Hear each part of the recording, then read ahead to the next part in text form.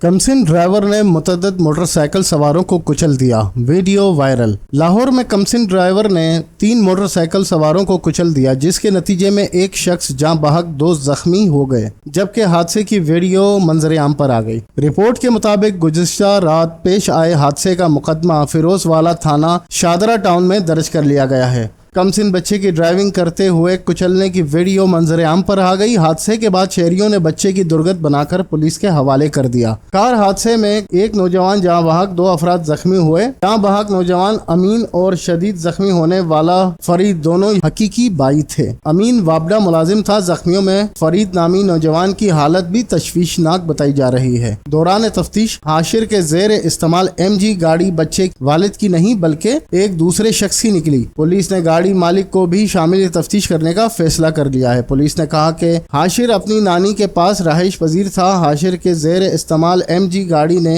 हादसे से पहले एक साइकिल को टक्कर मारी। SP city division Bilal Ahmad ने कहा कि मुलजिम के जेर इस्तेमाल गाड़ी खुर्रम नामी शख्स की है। खुर्रम का हाशिर के साथ कोई रिश्ता नहीं बल्कि खुर्रम मालिक मकान है। खुर्रम को भी शामिल तफ्तीश कर लिया गया है। इन्होंने कहा कि खुर्रम मेडिसिन कंपनी में मैनेजर है। गाड़ी कंपनी ने खुर्रम को दी। खुर्रम ने हादसे के बाद गाड़ी चोरी की कॉल की थी।